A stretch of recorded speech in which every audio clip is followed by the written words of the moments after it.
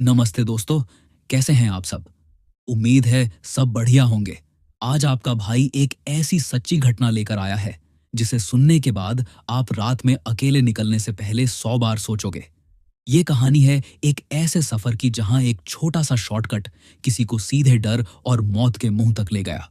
तो शुरू करने से पहले जल्दी से वीडियो को लाइक कर दो और कमेंट में जय बजरंगबली जरूर लिखना ताकि आपका सपोर्ट बना रहे, क्योंकि आज की कहानी सिर्फ डराएगी नहीं बल्कि आपको अंदर तक हिलाकर रख देगी। आज की कहानी है रोहन की। रोहन बेंगलुरु की एक बड़ी लॉजिस्टिक्स कंपनी में ऑन ऑपरेशंस मैनेजर था। बंदा बड़ा प्रैक्टिकल था। भूत प्रेत पर रत्ती भर यकीन नहीं करता था। उसकी छोटी बहन की शादी थी तो घर जाना जरूरी था।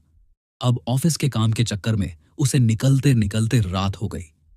घर वालों ने मना भी किया कि रात को मत निकल, पर रोहन ने अपनी एसयूवी उठाई और चल दिया। उसे क्या पता था कि यह सफर उसकी जिंदगी का सबसे खौफनाक सफर होने वाला है। रोहन बेंगलुरु से निकला ही था कि मूसलाधार बारिश शुरू हो गई। हाईवे पर ट्रैफिक इतना था कि गाड़ियां रेंग रही थीं। करीब 10 बजे उसे पता चला कि आगे एक पुल के पास रास्ता जाम है। रोहन को सुबह तक घर पहुंचना ही था क्योंकि बहन की हल्दी की रस्म थी।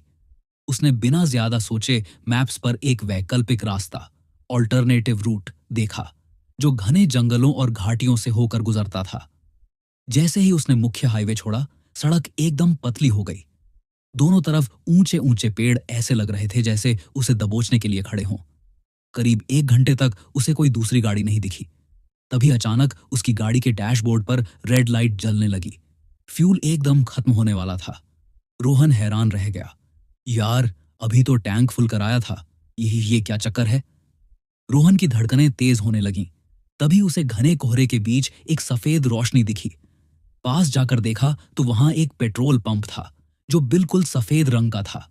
न कोई बोर्ड, न कोई नाम, बस मशीनों से एक हल्की नीली रोशनी निकल रही थी। रोहन ने गाड़ी रोकी और हॉर्न बजाया। सन्नाटा इतना था कि उसे अपने दिल की धड़कन सुनाई दे रही थी। तभी पंप के पीछे से एक लड़का निकल कर आया। उसने नीली यूनिफॉर्म पहनी थी, पर उसका चेहरा सफेद पाउडर जैसा पीला था। उसकी आंखें बिल्कुल काली थीं, जैसे पुतलियां ही गायब हों। रोहन ने घबराते हुए कहा, भाई, 2000 का पेट्रोल डाल दे। वो लड़का कुछ नहीं बोला। उसने नोजल उठाया और पेट्रोल भरने लगा। तभी रोहन की नजर नीचे पड़ी और उसके होश उड़ गए। उस लड़के के पैर पीछे की तरफ मुड़े हुए थे। रोहन ने डर के मारे तुरंत अपनी खिड़की का शीशा ऊपर किया। तभी उस लड़के ने खिड़की पर दस्तक दी और बड़ी डरावनी आवाज में बोला, साहब, यहां से कोई वापस नहीं जाता। आप भी रुक जाओ ना। रोहन ने बिना पैसे दिए गाड़ी पहले गियर में डाली और पूरी ताकत से एक्सीलरेटर दबा दिया।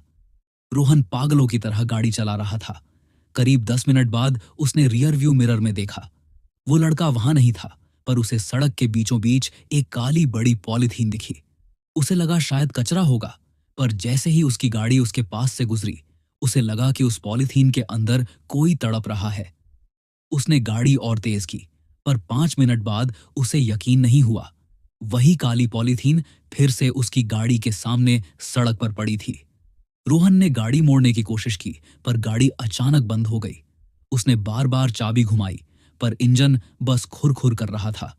तभी उसे महसूस हुआ कि उसकी कार की छत पर कोई चल रहा है। धम धम धम। आवाज ऐसी थी जैसे कोई भारी चीज ऊपर से कार को दबा रही हो। तभी खिड़की के शीशे पर एक हाथ का निशान उभरा, पर वो हाथ अंदर की तरफ से नहीं, बाहर से था, और उस हाथ से खून टपक रहा था। रोहन ने अपनी आंखें बंद की और जोर जोर से हनुमान चालीसा पढ़ने लगा।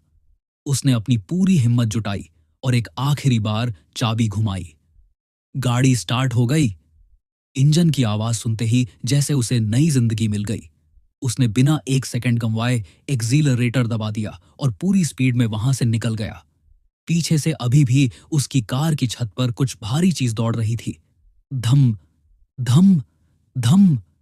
रोहन ने हिम्मत करके रियर व्यू मिरर में देखने की कोशिश की, लेकिन उसे सिर्फ काला अंधेरा दिखा, जैसे कोई चीज जानबूझकर नजर नहीं आना चाहती हो। डर के मारे उसने तुरंत मिरर नीचे कर दिया और बिना पीछे देखे गाड़ी भगाता रहा। कुछ देर बाद छत पर चलने की आवाज अचानक बंद हो गई।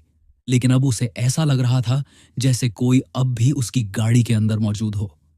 उसकी सांसें तेज हो रही थीं, हाथ स्टीयरिंग पर कांप रहे थे और वो बस एक ही दुआ कर रहा था, किसी तरह सुबह हो जाए। करीब 30 से 40 मिनट तक वो बिना रुके गाड़ी चलाता रहा और धीरे धीरे आसमान का रंग बदलने लगा। जैसे ही सुबह की पहली किरण फूटी, तब तक रोहन मुख्य सड़क पर आ चुका था। वह एक ढाबे पर रुका और गाड़ी से बाहर निकला। उसके हाथ पैर कांप रहे थे। उसने जब अपनी कार की छत देखी तो वहां इंसानी पैरों के गहरे निशान बने हुए थे, जैसे कोई नंगे पैर उसकी छत पर नाच रहा हो। पर सबसे ज्यादा रोंगटे खड़े कर देने वाली बात तब हुई जब उसने अपना पेट्रोल टैंक चेक किया। टैंक का ढक्कन खुला हुआ था और उसके अंदर पेट्रोल की जगह इंसानी खून और काले बाल भरे हुए थे। यह नजारा देखते ही रोहन की आंखें फटी की फटी रह गईं। उसका सिर चकराने लगा और वो वहीं ढाबे के सामने जमीन पर गिर पड़ा। ढाबे पर बैठे कुछ लोगों ने जब उसे गिरते हुए देखा तो वे तुरंत उसकी तरफ दौड़े। किसी ने उसे पानी पिलाया तो किसी ने उसके चेहरे पर छींटे मारे। कुछ देर बाद जब रोहन को होश आया तो उसका पूरा शरीर कांप रहा था। उसकी आंखों में डर साफ नजर आ रहा था। ढाबे के लोगों ने उससे पूछा, भाई क्या हुआ, तुम इतने डरे हुए क्यों हो? रोहन ने हकलाते हुए पूरी रात की घटना उन्हें बतानी शुरू की। जंगल का रास्ता, वो सफेद पेट्रोल पंप, काली आंखों वाला लड़का, उल्टे पैर और कार की छत पर दौड़ती हुई वो अजीब चीज। उसकी बात सुनकर वहां मौजूद सभी लोग एक दूसरे का चेहरा देखने लगे। ढाबे पर अचानक सन्नाटा छा गया। तभी ढाबे का मालिक धीरे धीरे रोहन के पास आया। उसके चेहरे पर डर और गंभीरता साफ झलक रही थी। उसने धीमी आवाज में कहा, बेटा, तुम जिस रास्ते से आए हो ना, वहां आज से कई साल पहले एक पेट्रोल पंप हुआ करता था। रोहन ने घबरा कर उसकी तरफ देखा। ढाबे का मालिक आगे बोला, एक रात वहां भयानक आग लग गई थी और उसमें काम करने वाला एक लड़का जिंदा जल गया था।